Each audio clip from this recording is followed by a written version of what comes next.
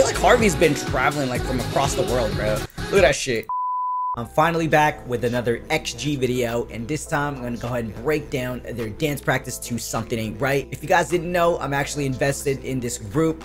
I've reacted to a good chunk of their videos and also broke down their dance practices. Yeah, that's pretty much it. So if you guys like XG, don't forget to subscribe, and let's go, baby.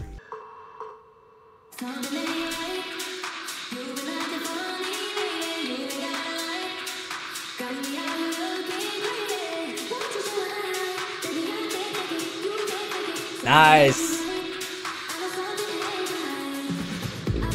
Great spacing right off the bat.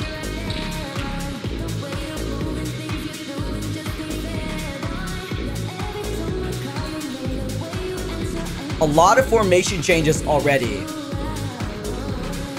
That's my favorite part of the beginning.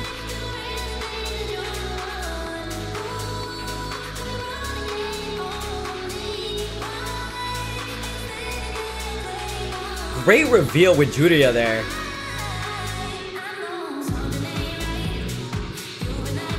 Super clean arms. The bouncing accent. It's just on point too. That's crazy.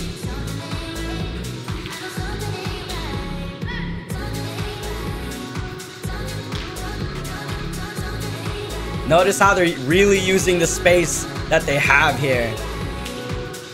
More formation changes. It's a lot of traveling, essentially. Love that. So what I really like about everything that's from the beginning all the way until after the chorus is how they use their space. So if you guys, I mean, I feel like I was repeating that throughout the entire thing as we were watching it. What I like is that there's constant formation changes. However, it's not like they're going from formation to formation to formation. They're actually traveling to their formations, and then they don't really stay in that spot for that long. They actually move on to the next spot to give us like effects of the formations. So it's not your traditional like, let's get to formation 1, formation 2, formation 3. While they may label it that way, they have more of a visual effect rather than just stay in this formation and then move on to the next one. So you'll notice that they're traveling a lot to their, like, the back corner, the other back corner, and there's not really a traditional center formation once they get to the chorus, is what I'm trying to say. So let's go from the very beginning, and I'll talk about why that's really important when it comes to just performing on stage.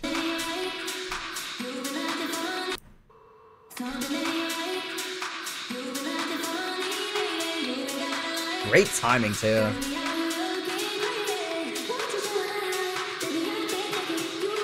Like Harvey right there straight up had a far travel from just going from here, right? Already right here, she's on the opposite side of that spot, right? But what I like of what she did here is that she still had the sense of urgency of getting to her spot. However, she didn't look rushed. And she was still on time with the timing of the moves, and that's what I really like about it. And this next part, I really like. Super simple effect that Hinata does here when she's center. So it looks like she's controlling the heads of every other member when she does the little hand movement that she does in front of her face or in front of her, like, upper, like, or like below her chin. Yeah, I'm gonna replay it a couple times. Yeah, one more time.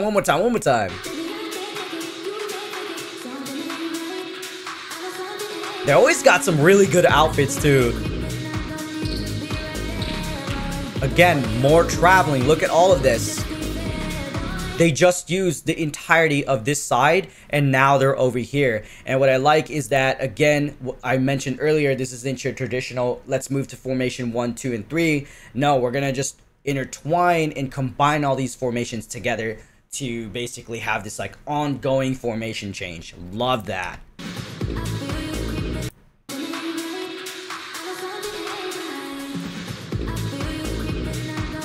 Love the shoulder movement there too. And what's cool is that there's still choreography within these formation changes. That's the thing. So within the traveling, there is the choreography that they still have to be able to do, which is being on time, hitting those textures, and being clean with their members as well. And what's really impressive about this is that it's already hard enough to keep track of your spots, but to be like on top of your choreography and being on top of your like going to your spots is so good. It's like I love that. And then I really like this effect that they do here where they do this gliding movement.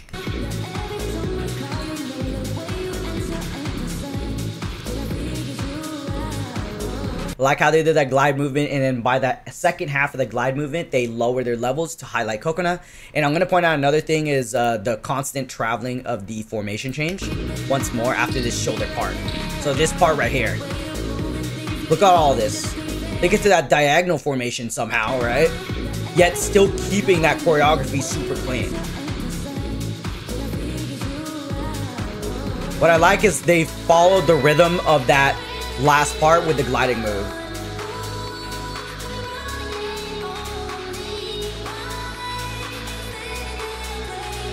Great section. Just that part. What I really like here is how they followed the way Julia sings. I believe she's singing this part, and it's when they get to the floor level, except Julia, but they really drag out the way that they drop to the floor, and then they do this swing movement with their arms right after. And so I'll just play it again.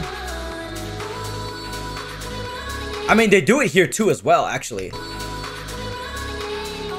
With the hip movement, I think, where they're straightening out with their arms with Chisa, Juden, and Julia as well.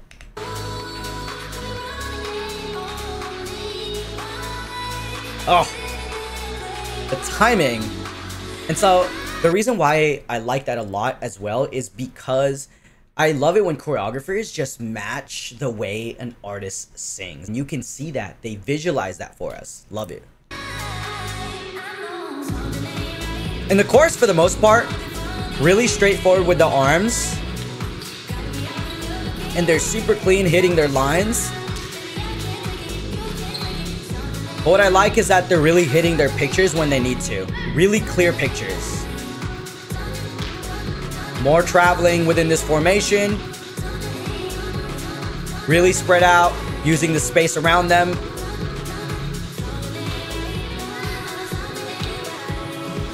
So now with the chorus, I think what's really important is obviously when they keep the straight arms and having that bouncing movement with the arms. And here, you can't really have relaxed arms. They kind of basically have to be flexed throughout the entire way.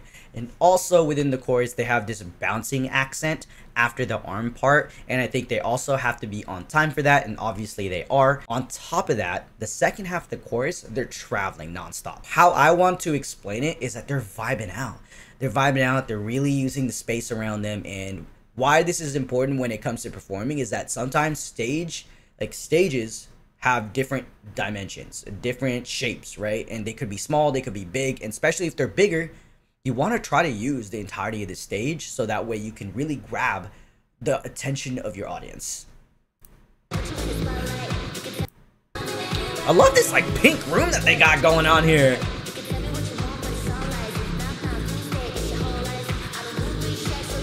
And how seamless. What I really like is that they're so seamless with catching up with the choreography as well. So good, bro. Like, it's crazy. I've seen them live, y'all. They're amazing. Y'all got to see them live.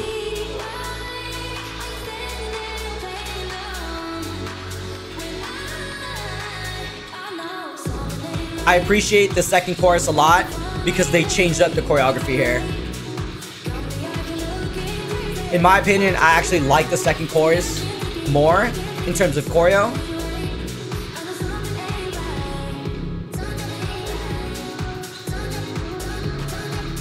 The head movement, the shoulders, more pictures, and traveling once again. I love watching them dance, bro. They're so fun to watch. So let's go back all the way from after the chorus, or after the first chorus, all the way until the second chorus, or after. You guys know what I mean.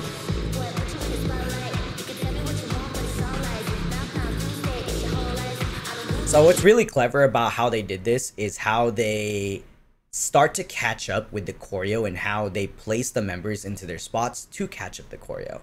And the reason why it's so genius, because it's really seamless. You don't really expect them to start catching up because they're moving around so much. So think about like curtains being revealed, or like you have people walking around and then you just have people stop walking to have that reveal. That's the same idea, I feel like, and it's right here too. Because we have Harvey center here, right? And the way they did that to just catch them up here, and then while Harvey's center, oh my god, bro.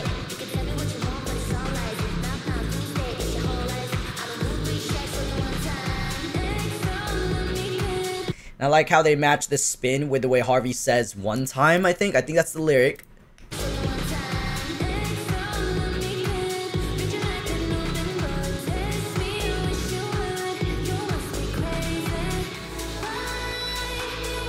Yeah. And what I like is that there's no traditional let's have, well, they will have it, but I like that most of the dance practice, they don't have the traditional let's have a center formation. Love that they, again, I feel like I'm a broken record because I've been repeating this the entire time of the breakdown, is that they're just the formation changes and how they just aren't normal formation changes.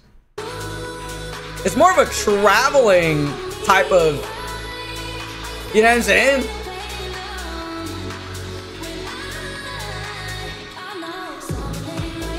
And now with the second chorus, I really appreciate the fact that they changed it. Or it's not the same as the first one, is what I'm trying to say. And this keeps us on our toes as like us watching XG dance. Because we're now expecting the arm one, right? But in this case, the choreography is different. And so now it's like, oh shoot, it's new choreo, like that.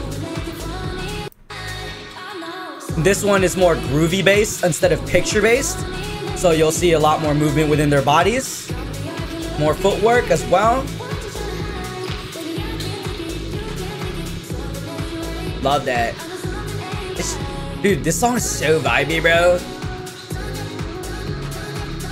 I feel like Harvey's been traveling like from across the world, bro. Look at that shit. Hold up, look, you got Harvey to try, like, she's right here, right? But I feel like she started from back here, bro, and she's got to go over here. Oh my god, bro. They're giving Harvey some traveling time. This is a crazy polyrhythm that I see here. I'm gonna say it's a polyrhythm, honestly. So they're doing something with their shoulders, and they're bouncing up and down with their shoulders really fast, right? There's another thing that they're doing, is that they're actually doing choreo with their hand as well, but they're also keeping the same speed of the shoulder bounce as they do this choreo, and that's the polyrhythm that I'm talking about. Like, you have to practice that to get the timing right. So it's this. Yeah, it's the head and the hands. It's right before they start traveling too.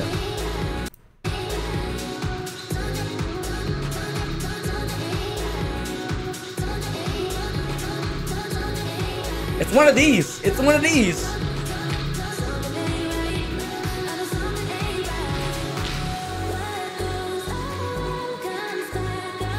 Nice. Again, Harvey traveling around the world!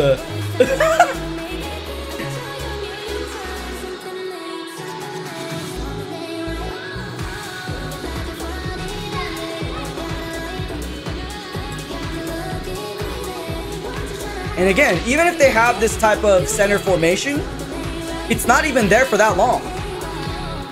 They're already traveling and changing formations here. Great reveal with Maya too.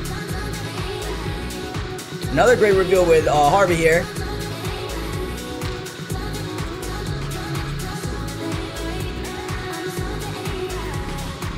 Dude, freaking XG. Hold up. We have to replay that entire last section just because I love the way that everyone's being revealed here. And then Harvey traveling once more. Like, she got a lot of shit.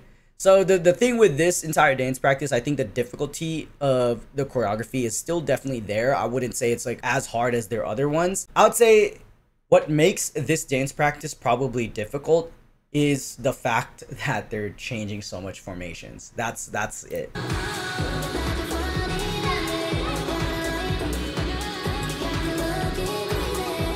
And the fact that they stay clean, keeping those same textures, it's crazy, bro.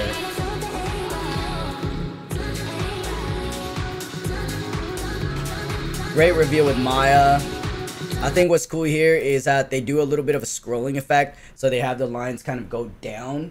So that way Maya can walk down the center of that formation to eventually reveal Harvey as we go. So the reason for this scrolling effect that I'm talking about, so it gives the illusion that Maya actually walked a lot further than she did, but she didn't really walk that far. It's just that the formation went down further, so that way Maya looked like she walked further. Then she continues to join here, so we can have a Harvey reveal, and we get the Hinata.